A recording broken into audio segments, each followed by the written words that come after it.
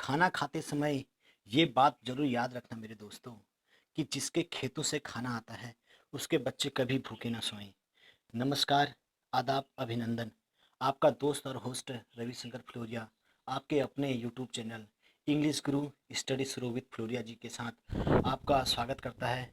दोस्तों, आज मैं आपके सामने एक ऐसी हृदय स्पर्शी कहानी लेकर आया हूँ जो सच में आपको सोचने पर मजबूर कर देगी कि हमारे देश में इस वर्ग की स्थिति कैसी सोचनीय है। दोस्तों, आज के चैनल को शुरू करने से पहले मैं आपसे निवेदन करूंगा कि आप इंग्लिश गुरु स्टडी शुरू विथ फ्लोरिया जी चैनल को ज़रूर सब्सक्राइब करें, अपने दोस्तों को भी बताएं और बेल आइकन दबाना बिल्कुल ना भूलें, जिससे कि मेरी नई वीडियो जब भी अपलोड हों आप उसे देखने से वंचित न हो जाएं। दोस्तों, आज की जो मेरी ये कहानी है, ये कहानी कक्षा 10 की फर्स्ट फ्लाइट नामक एक अंग्रेजी बुक है, किताब है, उसका पहला लेसन है। ये कहानी बेसिकली एक फ्रेंच राइटर ने लिखी है।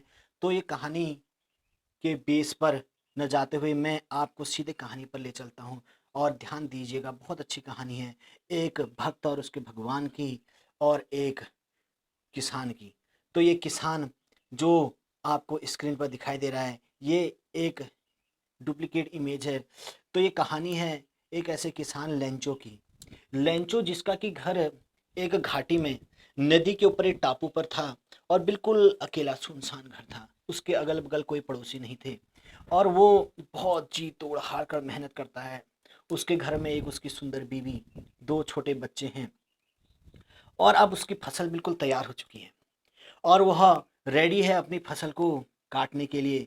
लेकिन अभी फसल कटने में थोड़ा सा समय व्यतीत हुआ है और फसल के उसके फूल ऐसे पिलपिले आहा चमक रहे हैं कि ऐसा लग रहा है कि चारों ओर सोने की बालियां फैली हुई हैं, सोने की एक परत, एक चादर फैली हुई है। और वह आज अपनी फसल को देखकर अपने छत से बहुत खुश है। धीरे धीरे शाम व्यतीत हो रही है, शाम हो गई है और बीवी अंदर चूल्हे में जाकर शाम का खाने की तैयारी कर रही है। बगल में ही उसका छोटा सा बेटा अपनी माँ के साथ खेल रहा है और जो उससे बड़ा बेटा है वो बारिश की संभावना को देखते हुए खेत के चारों ओर मेड़ बनाने की कोशिश कर रहा है कि बारिश आएगी तो मैं उस बारिश के पानी को इकट्ठा कर दूंगा, जिससे कि फसल को थोड़ा बारिश मिल जाए और फसल और अच्छी हो जाए। तभी लेंचो बाहर से बैठे हुए देख रहा है। कहते हैं ना कि किसान के कच्चे मकान बारिश में टपकते हैं, टूट जाते हैं, लेकिन वो अभागा फिर भी बारिश की कामना करता है। तो सेम यही कहानी यहाँ पर होती है। वह किसान लेंचो बारिश की कामना कर रहा है और तभी देखता है सहसा कि उत्तर दिशा में नॉर्थ साइड में क्या होता है कि जो नॉर्थ उत्तर साइड में है उसके नॉर्थ साइड में बादल का एक टुकड़ा उड़कर आने लगा है। और वो बादल के टुकड़े को देखकर वो कहता है, अरे सुनो भाग्यवान, अरे सुनो, देखो तो उत्तर दिशा में एक बादल का टुकड़ा कैसे आ रहा है और धीरे धीरे हमारी ओर बढ़ रहा है। और देखकर इतना खुश हो जाता है और अब अपने दिवा सपनों में खो जाता है कि इस बार फसल होगी, मैं अपनी बीवी के लिए नए नए कपड़े खरीदूंगा, बच्चों को घूमने ले जाऊंगा। तो सोचता है और कुछ समय बाद बीवी कहती है जल्दी खाना खा लो, लेकिन लेंचो इतना एक्साइटेड है कि वह घूमने अभी अभी बारिश को पूरा देखना चाहता है और बारिश को देखते देखते वह अपनी फसलों को, अपने खेत को पानी से भरा हुआ देखना चाहता था। लेकिन ये क्या देखता है कि कुछ ही समय में बारिश आ जाती है और धीरे धीरे बारिश की बूंदें उसके शरीर पर पड़ रही हैं और वह घर से छत से उतरकर सीधे खेत में जाता है। उसको देखकर उसके दोनों बेटे भी आते हैं और नाचने गाने लगते हैं। जब देखते हैं कि उनका जो बारिश है और जो अनुमान था बारिश का वो बिल्कुल ठीक सटीक हो गया है, तो बारिश पर अनुमान को अनुभव करने के लिए, अपने शरीर पर बारिश की बूंदों का अनुभव करने के लिए लेंचो दौड़ने लगता है, खेतों में नाचने लगता है। और जैसे जैसे उसके शरीर पर बारिश की बूंदें गिरती हैं ना, ठीक है, तो बारिश की जैसे ही बूंदें गिरती हैं ऐसे, तो और वो बहुत खुश हो जाता है और उसका बेटा कहता है, देखो देखो ना पापा, पापा देखो ना कि जो छोटी छोटी बारिश की बूंदें हैं ना, ये जो छोटी छोटी बारिश की बूंदें हैं, ये देखो 5 सेंट के बराबर हैं। और जो बड़ी बड़ी ड्रॉप्स हैं, जो बड़ी बड़ी बूंदें हैं ना, ये 10 सेंट के बराबर हैं। कितनी ठीक है।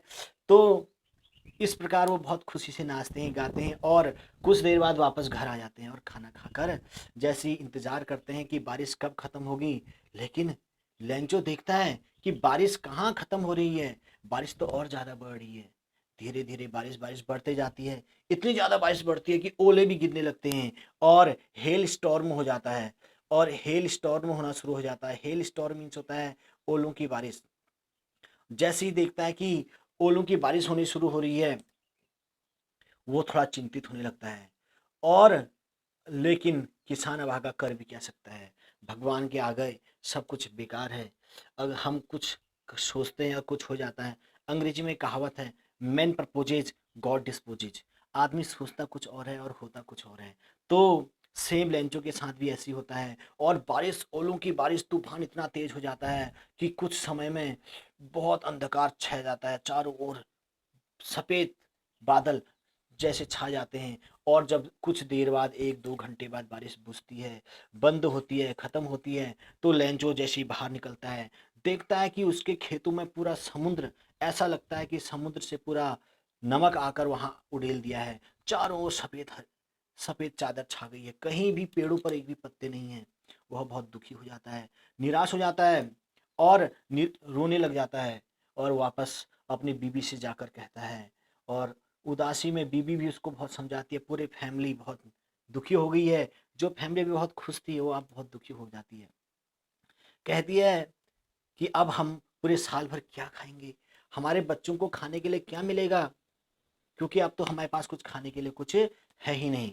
तो इसी प्रकार जब वो खा लेती है और लेंचो को समझाती है कि आप दुखी मत हो, कुछ ना कुछ तो होगा, तभी लेंचो को अपने भगवान याद आते हैं।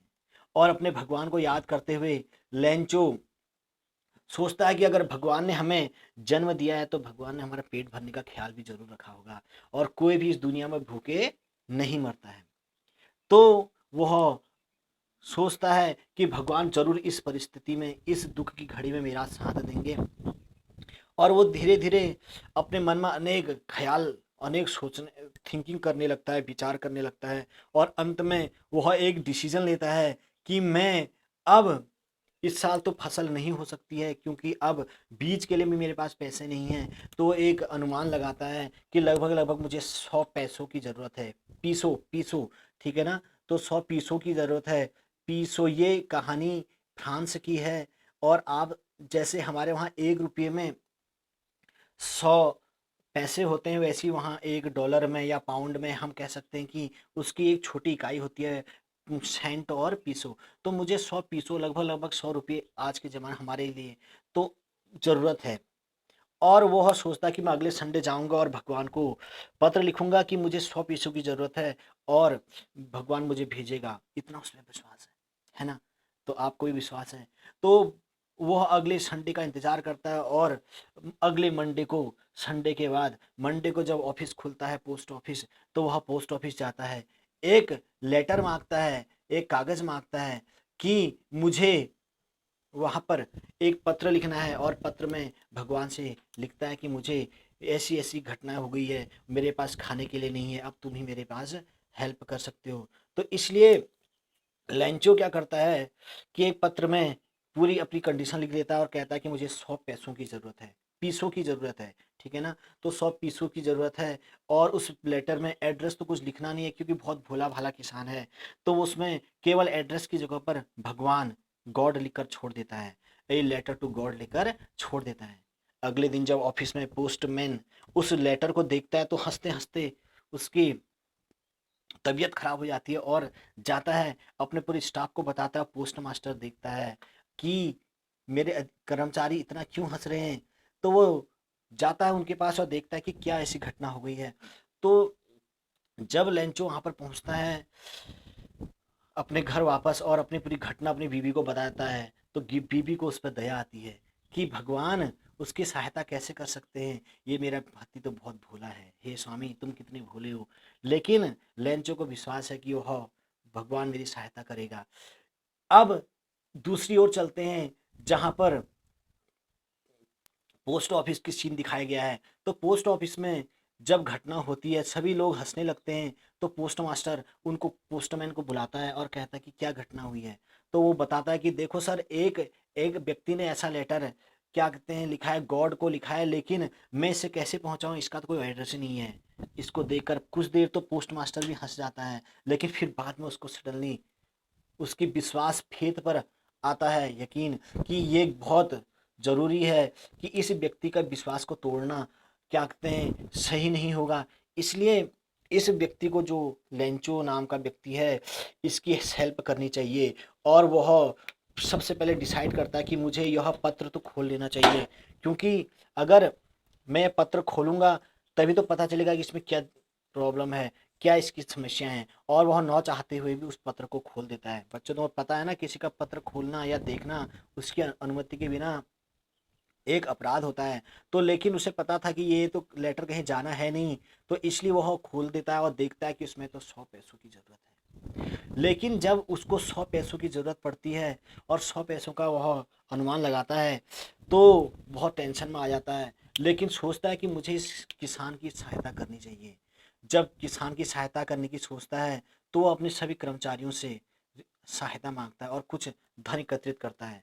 खुद अपने हिस्से से भी, अपनी सैलरी से भी कुछ पैसा उसको वापस दे देता है। और कुछ पैसे इकट्ठा करके उस दोबारा एक लेटर में डालकर उसी बॉक्स में डाल देता है। और देखते देखते देखता है कि केवल 70 पैसों की व्यवस्था हो चुकी है। जब लेंचो अगले संडे को वापस आता है और कहता है कि मुझे मेरे लेटर कोई आया, और पोस्ट मास्टर उसको देखकर कुछ देर तो हंसता है, फिर उस पर दया आती है और क्या कहते हैं फिर उसको लेटर पकड़ा देता है। लेंचो को बिल्कुल भी आश्चर्य नहीं होता, क्योंकि उससे तो यकीन है कि मेरा भगवान मेरा सहायता करेगा। उससे बिल्कुल भी सरप्राइज नहीं होता। और वो लेटर को एक कोने पर जाकर खोलता है। जैसे ही खोलता है, ही ग्रू एंग्री, बिकेम वेरी एंग्री, वो बहुत गुस्से में आ जाता है और कहता है ये भगवान, मैंने तो आपसे 100 पैसों मांगे थे और इसमें तो 70 पैसों ही लिखे हैं। तो अब मैं क्या करूं, इससे तो मेरा गुजारा नहीं हो पाएगा। और मेरे भगवान, आपसे एक निवेदन है कि आप मेरी सहायता करो। और वह उसी समय गुस्से से वापस काउंटर पर आता है और काउंटर पर आकर फिर अपने उस पोस्टमैन से और पोस्ट मास्टर से कहता है कि मुझे कागज़ दे दो। और वो कागज़ जैसी वापस लेता है और उसमें लेटर लिखने लग जाता है और लेटर लिखता है और उसको सबमिट करके चले जाता है। और गुस्से में जब वो घर पहुंचता है तो अपनी बीवी को अपनी पूरी घटना बताता है। बीवी, उसके बच्चे सभी सरप्राइज हो जाते हैं कि ये कैसे पॉसिबल हो सकता है कि एक व्यक्ति को भगवान ने उसके पैसे दे दिए हैं, लेकिन कोई भी इसकी इनसाइड स्टोरी पर नहीं जा पाता। तो जब पोस्ट मास्टर देखता है कि इसने मेरे लिए धन्यवाद लिखा होगा, कि इसने कि मैंने ऐसा लिख किया है, ठीक है, भगवान का धन्यवाद दिया होगा, और वो फील करता है कि मैंने कोई अच्छा काम किया है। लेकिन जब वो लेटर खोलता है, देखता है कि लेटर में तो ऐसा लिखा है कि भगवान, मैंने आपसे 100 सेंट मांगे थे। ये पूरे डाक विभाग के कर्मचारी, जो पोस्टमैन के पोस्ट विभाग है, ये पूरी ओर से करप्ट है। और इन्होंने देखो मेरे हिस्से से 30 पैसे काट लिए हैं और मेरे पास केवल 36 पैसे आए हैं। इसलिए मैं आपसे रिक्वेस्ट करता हूँ कि कृपया दोबारा मेरे को मेरे बचे हुए 30 पैसे भेज दो। और लेकिन ध्यान देना, इस बार डाक खाने से नहीं, मुझे सीधे मेरे पैसे वापस भेज देना, ठीक है, जिससे कि ये लोग मेरे उससे कमीशन ना मार पाए, मेरे पैसे ना खा पाए। और ये क्योंकि ये सभी जो डाक के विभाग के कर्मचारी हैं, लोग ये सभी लोग क्या कहते हैं, बंच ऑफ द क्रुक्स हैं। क्रुक्स मतलब बदमाशों का एक, ठगों का एक समूह है। और ये सभी ठग हैं। इसलिए अगली बार जब क्या कहते हैं, जो तुम मेरे पैसे भेजोगे वो मेरे पास सीधे भेजना और इनके थ्रू मत भेजना। ऐसा सुनते ही उस पोस्ट मास्टर को थोड़ा धक्का लगता है, थोड़ा अजीब लगता है। लेकिन फिर अब उसकी मासूमियत पर उसे बहुत तरस आता है और कहता है कि जो हुआ ठीक हुआ, और लेकिन हमने जो काम किया अच्छा किया है। और उसी प्रकार यह कहानी ख़त्म हो जाती है। और उस लेंचो की भगवान की पर ट्रस्ट पर ये कहानी खत्म होती है। कहते हैं कि जो फेथ होता है, फेथ मूव्स द माउंटेन्स, जो फेथ होता है, वो ट्रस्ट होता है, वो पहाड़ों को भी हिला देता है। और लेंचो अभी भी यही सोचता था कि भगवान ने ही उसकी सहायता की है। तो मेरे दोस्तों, इसके क्वेश्चन आंसर आप देख लेना, और ऐसी ही और कहानियों के लिए मेरे चैनल को सब्सक्राइब करते रहना, और कमेंट बॉक्स में ज़रूर लिखना, और मुझे इंकरेज करते रहना, जिससे कि मैं आपके सामने और अच्छी अच्छी कहानियाँ ला सकूँ। Thank you, all the best. फिर मिलेंगे अगली वीडियो में।